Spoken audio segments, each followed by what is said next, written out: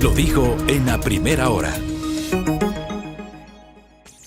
Ayer se instaló la audiencia del caso Metástasis, y como lo dije el día de ayer, en un mundo ideal que no es el que tenemos, en un espacio en el cual se respete la institucionalidad y se cumpla con las normas, lo deseable es que del caso Metástasis, que fue ubicado como la madre de todos los casos o la génesis de todos los casos, el caso más emblemático que se conoció en diciembre del año pasado y que da cuenta de este supuesto maridaje entre jueces del sistema de justicia, agentes fiscales, guías penitenciarios, miembros de la Policía Nacional, abogados en libre ejercicio que sirvieron como nexo entre los fiscales, jueces y capos del crimen organizado.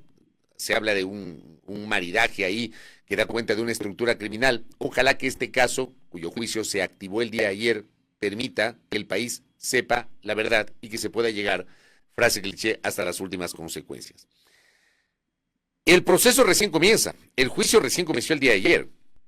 Habrá que ver cómo se desenvuelve ese juicio y que si la Fiscalía no logra probar las acusaciones y los jueces consideran que las evidencias presentadas por la Fiscalía no confirman que los responsables o parte de los responsables cometieron un delito, la Fiscalía no empiece con esa recurrente actitud de deslegitimar a aquellos jueces, porque eso ya ha pasado. Cuando a la Fiscalía no le gusta algún fallo, resulta que empieza una tarea de deslegitimación de esos operadores de justicia. Ya pasó hace unos meses, ¿no? Ya nadie se acuerda de lo que le hicieron a dos juezas, porque cometieron el delito, entre comillas, de haber dado paso a un habeas corpus correctivo a favor de uno de los procesados del caso Metástasis, que simplemente era cambio de cárcel, no es que dispusieron la libertad. Pero hubo una persecución contra las dos juezas. ¿Y saben por qué digo esto?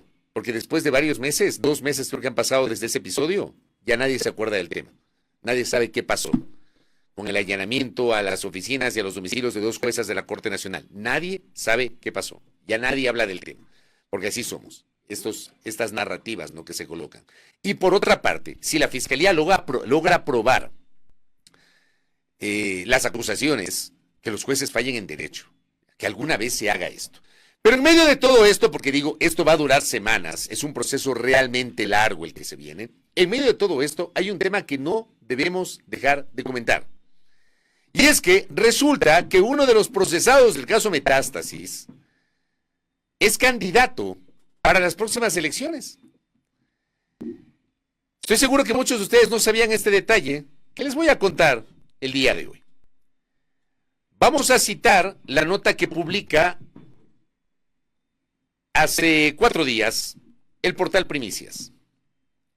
Armando Flor, presunto testaferro de Leandro Norero, queda temporalmente fuera del juicio del caso Metástasis. Señalado como el testaferro del narcotraficante Leandro Norero, Armando Flor Izaguirre no podrá continuar en el juicio dentro del caso Metástasis por ahora, porque mantiene una candidatura en firme para las elecciones generales del 2025. A través de su abogado, Flor Izaguirre había pedido al tribunal que lleve adelante el caso por delincuencia organizada, que revise una certificación del Consejo Nacional Electoral donde se informa que él está inscrito como candidato a la Asamblea Nacional. Efectivamente, el procesado ocupa el casillero 5 en la lista de asambleístas nacionales principales por el movimiento PIT, Pueblo, Igualdad y Democracia, lista 4, cuyo candidato presidencial es Víctor Arauz. Abro un paréntesis. Perdóneme, pero este señor nunca será asambleísta. Nunca será asambleísta. O sea, no sé qué astros tendrán que alinearse para que una persona que está en el puesto 5 de una lista, que digamos por el momento no es que figura con mayores posibilidades, hablo de la lista de asambleístas, vaya a convertirse en legislador. Está en el puesto 5. Son 15 legisladores nacionales los que debemos elegir. O sea, para que se convierta en legislador este señor, tendrían que entrar 4 del movimiento PID y él, o sea, 5 de 15 asambleístas nacionales, lo cual, me van a disculpar, es imposible. Y no estoy ejerciendo o no estoy tratando de adivinar. Es simplemente sentido común.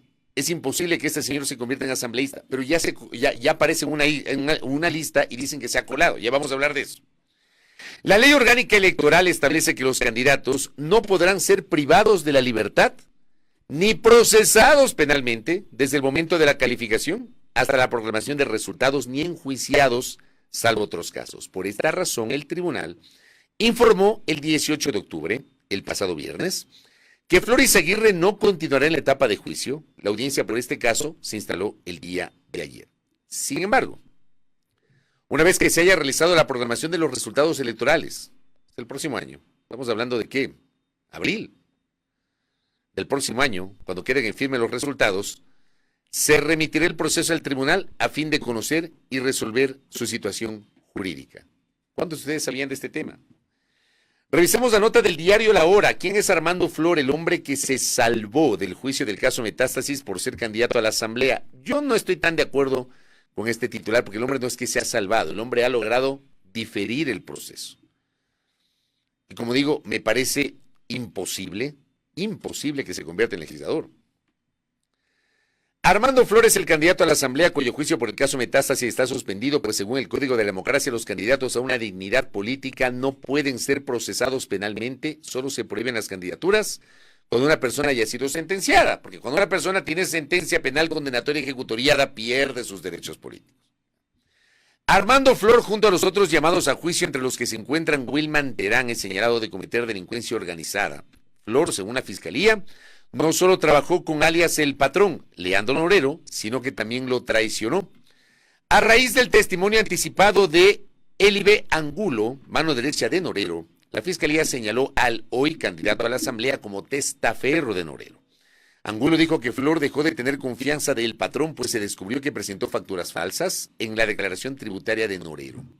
Flor busca una curul en la Asamblea por el Movimiento Pueblo, Igualdad y Democracia, cuyo candidato a la presidencia es el general Víctor Arauz. Por cierto, el general Arauz, cuando esto ya se hace público, se hace viral, saltó e hizo un pronunciamiento que se difundió en redes sociales. Escuchemos el pronunciamiento del general, por favor.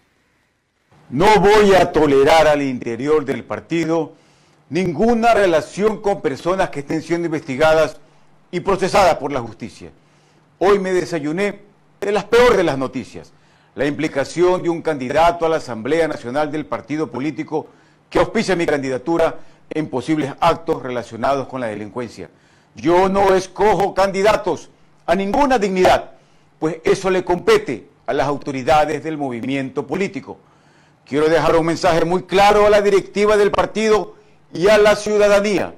Repudio enérgicamente cualquier acto de corrupción y criminalidad. Estos comportamientos son inaceptables y no representan los valores que yo defiendo. Por lo tanto, exijo a los encargados de seleccionar a los candidatos en el partido que le pidan inmediatamente la renuncia al señor Armando F. de la lista de candidatos a la Asamblea Nacional. Que la justicia haga su trabajo y sancione a quienes hayan cometido actos que atenten contra nuestras leyes y nuestra sociedad. Esa fue la presentación del general Víctor Arauz, a quien conozco, respeto, pero me va a disculpar, general, pero su intervención refleja algunas cosas para comentar. Primero, un desconocimiento de la norma. General Arauz, las candidaturas son irrenunciables cuando quedan en firme. Yo he escuchado, por ejemplo, y voy a abrir un paréntesis, que alguna gente ha publicado en redes que con la situación de la crisis eléctrica y las dificultades del gobierno, el presidente de la República debería desistir de presentarse como candidato, ya no puede renunciar a la candidatura. Cuando una candidatura está en firme, no hay manera de declinar. Esa es la norma. Entonces, en esa parte, cuando le exige al movimiento que deje sin efecto esa candidatura, hay un desconocimiento de la norma por parte del candidato presidencial. Luego, dice que no pone candidatos, o sea que no lo conoce. Lo que dice Víctor Arauz es parte de lo que en este espacio, quien les habla, ha venido sosteniendo a lo largo del tiempo. ¿Ya? La ausencia de un verdadero sistema en las organizaciones políticas para poder escoger a través de verdaderos ejercicios de democracia interna a los candidatos para terciar en los procesos electorales, para que vean ustedes que esta mal llamada democracia interna es un chiste. Y lo he venido sosteniendo hace mucho tiempo, y a quienes me siguen desde siempre, yo les invito a hacer ese ejercicio de memoria de cuántas veces quien les habla ha mencionado que esos ejercicios mal llamados de democracia interna, las primarias, como les llaman pomposamente, son un chiste, son un remedio, no sirve para nada eso. Ya. Ponen a cualquier persona en las listas, o pasa lo que ha ocurrido acá, pues. Ponen a una persona que está siendo procesada y que supuestamente se coló. Hay una nota de diario El Universo del mismo 18 de octubre cuando se conoce esta noticia. ¿Ya? Se filtró. El argumento de la dirigencia del movimiento PID Lista 4 es que se filtró en la lista de candidatos a asambleístas nacionales.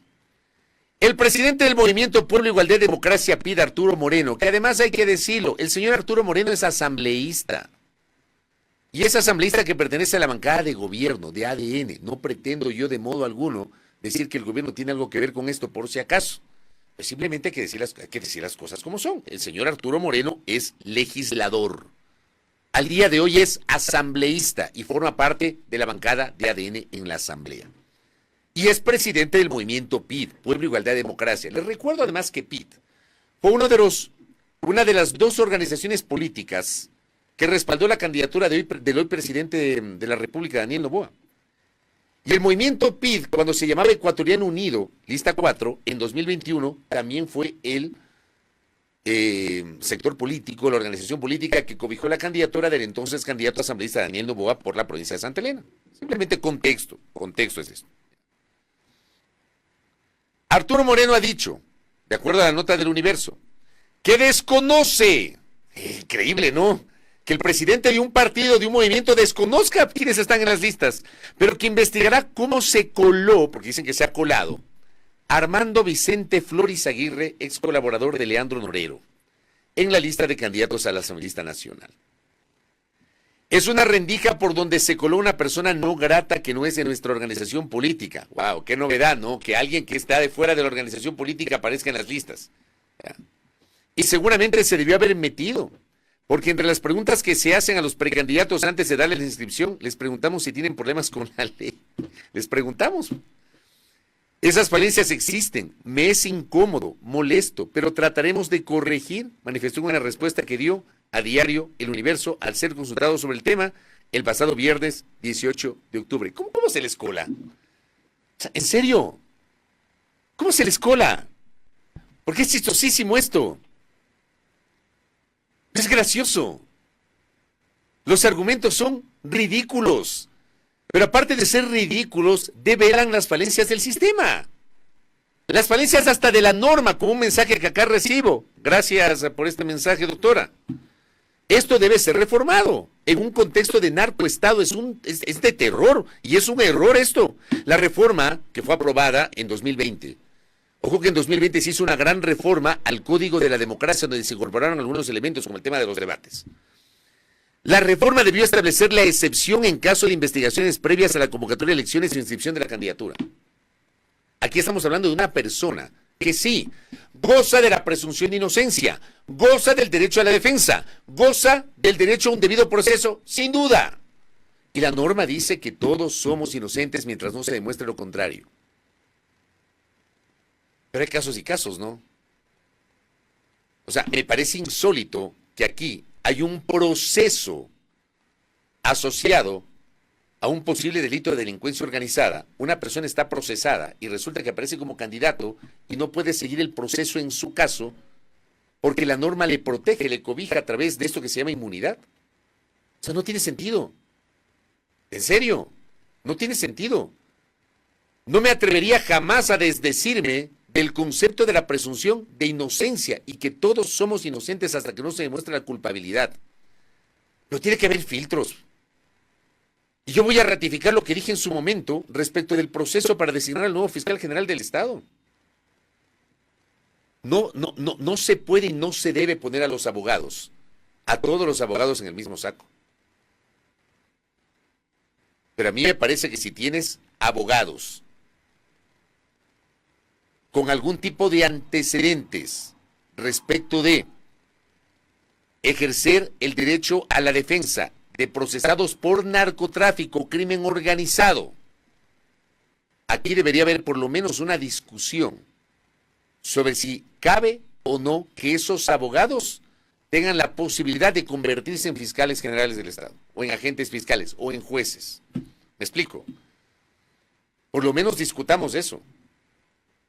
No pretendo, como digo, estigmatizar al abogado, porque hasta el más contumaz de los delincuentes tiene derecho a un abogado. Pero sí creo que para ciertas cosas tiene que haber parámetros para discutir. El tema de la fiscalía o el tema de convertirse en juez penal de la Corte Nacional de Justicia tiene que generar una discusión en torno a esos antecedentes. En este caso igual. ¿Cómo es posible que alguien que aspira a ser legislador resulta que está siendo procesado por un caso de delincuencia organizada? O sea, créanme, estas cosas yo no las entiendo. Pero además me parece insólito que se digan, se nos coló.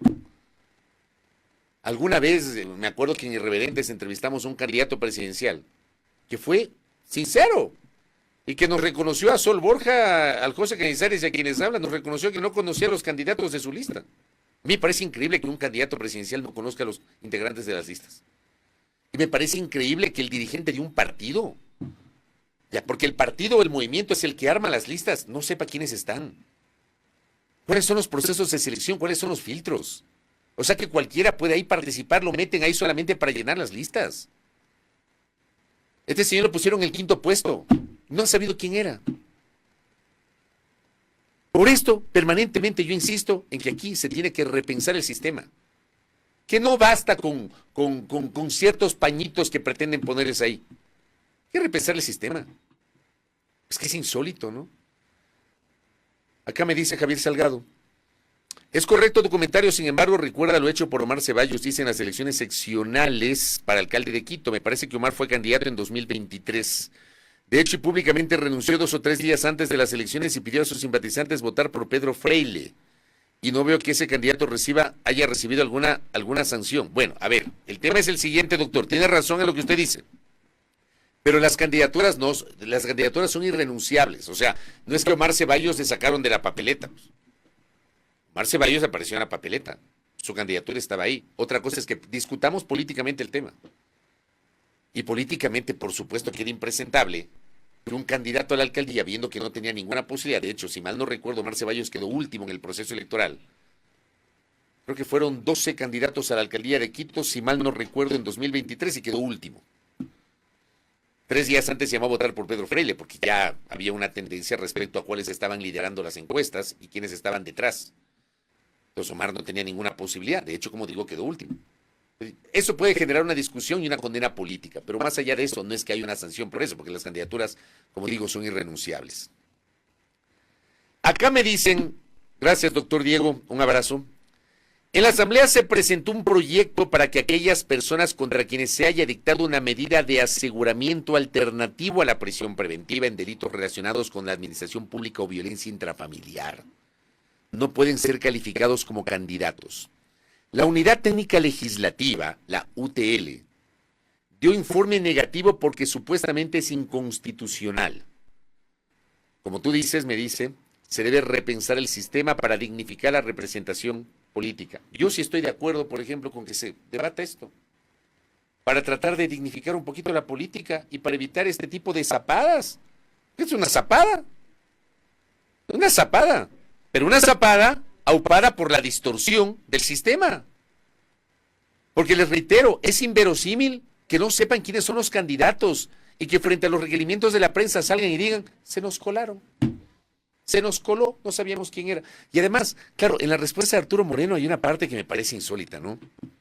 Dice, porque entre las preguntas que se hacen a los precandidatos antes de darles la inscripción, les preguntamos si tienen problemas con la ley.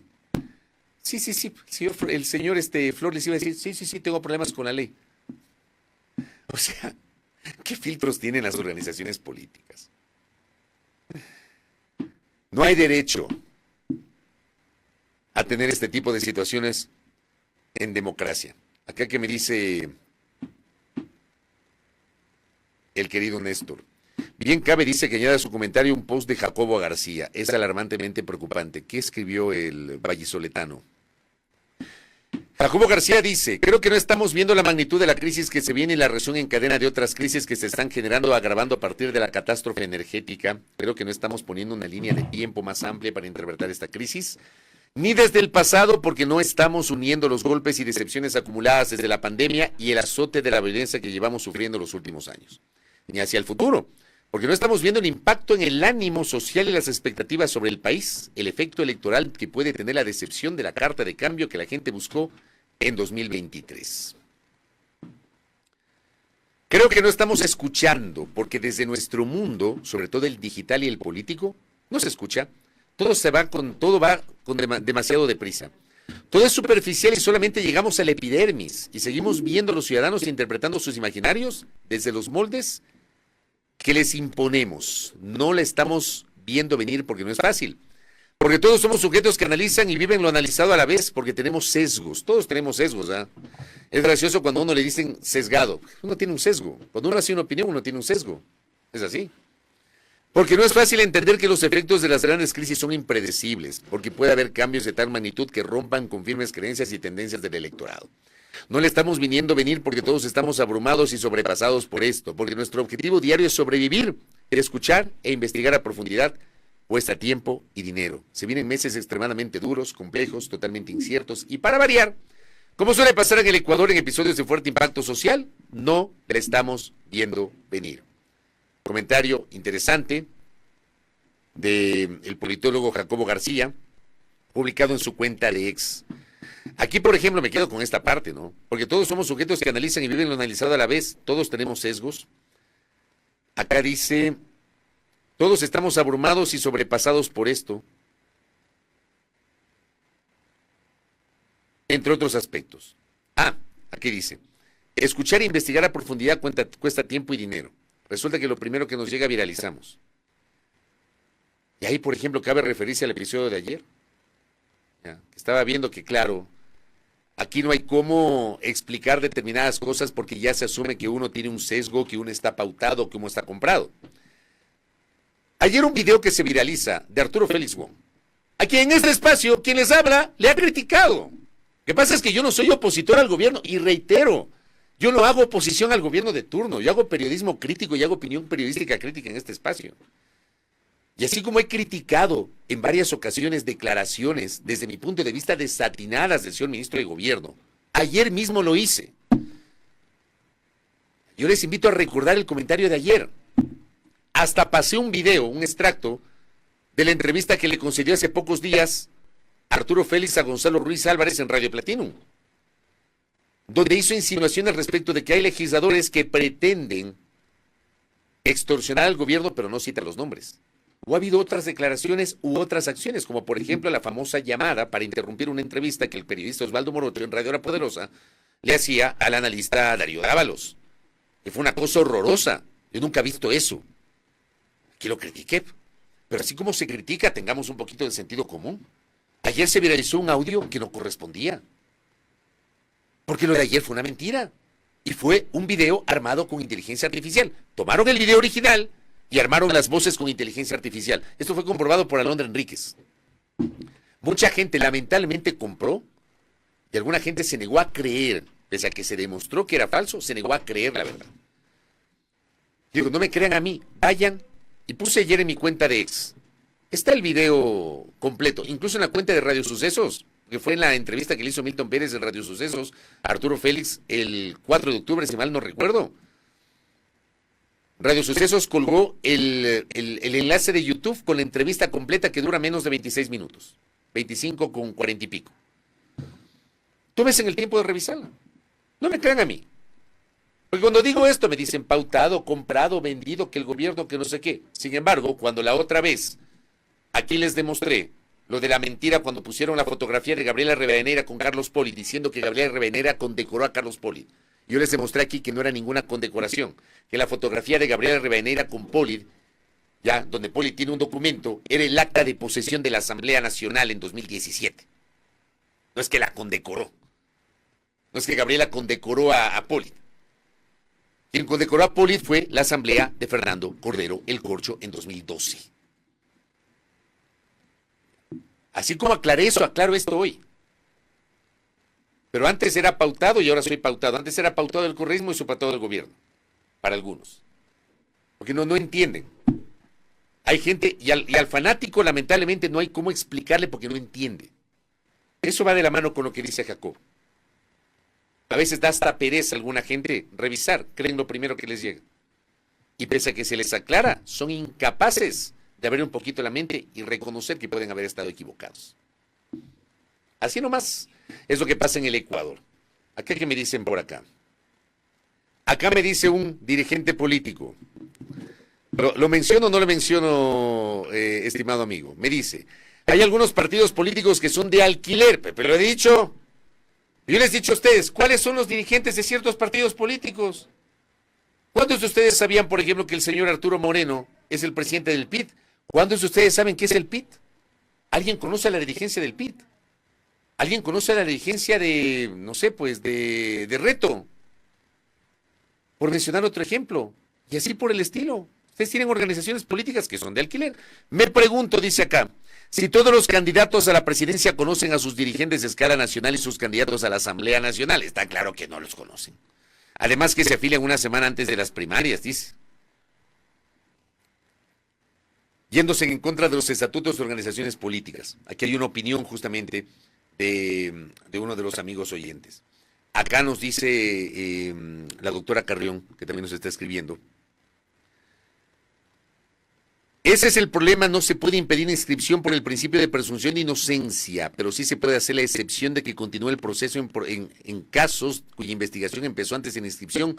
Tocará reformar también la suplencia. En un país con cultura política distinta y organizaciones políticas estructuradas, no deberíamos ni estar discutiendo eso porque el primer filtro serían las propias organizaciones políticas. Panchito Herrera Arauz, le envío un abrazo, buen día. Hay que averiguar quién es el candidato que encabeza la lista de asambleístas del PIT, donde está el candidato cuestionado. Por ahí puede averiguarse cómo se coló según los dirigentes de este grupo político. ¿Alguien sabe? Yo no tengo la menor idea. Ya vamos a averiguar quién encabeza la lista de candidatos asambleístas del PIT. Acá, mi doctor Juan Pablo Ruiz. Lo triste de aquello de las noticias falsas es que varios colegas son los principales impulsores de esas noticias falsas. Acá, Pedrito Cornejo. Lo grave de estos temas es que la situación del país se podría intentar por ciertas personas vinculadas con el narcotráfico y crimen organizado participar en política para eludir los procesos judiciales o incluso financiar campañas electorales. Esto es grave. Porque estamos hablando de un procesado por un caso de delincuencia organizada, asociado además al narcotráfico, financiar campañas electorales. Es evidente que se debe respetar el derecho a la defensa y la presunción de inocencia, pero se deben tomar medidas para evitar que estos casos se vuelvan comunes y no se pueda hacer nada, aunque no se le debe quitar la responsabilidad a las organizaciones políticas que armen las listas.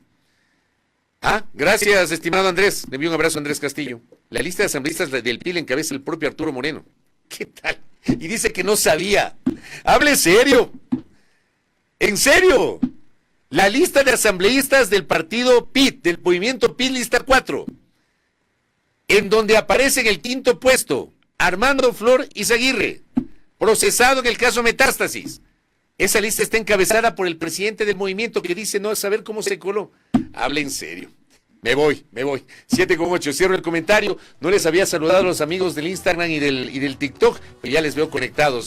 Un abrazo para ustedes. Ya viene Roberta Zambrano, atención Esmeraldas, prefecta de la provincia verde. Con ella estaremos hablando sobre la inseguridad, sobre el turismo, la reactivación económica, qué hacer con la provincia verde. Estaremos conversando con ella ya mismo. Y luego Ana Belén Cordero, candidata asambleísta por el movimiento Creo, en representación del Distrito Norte de la provincia de Pichincha. 7:09.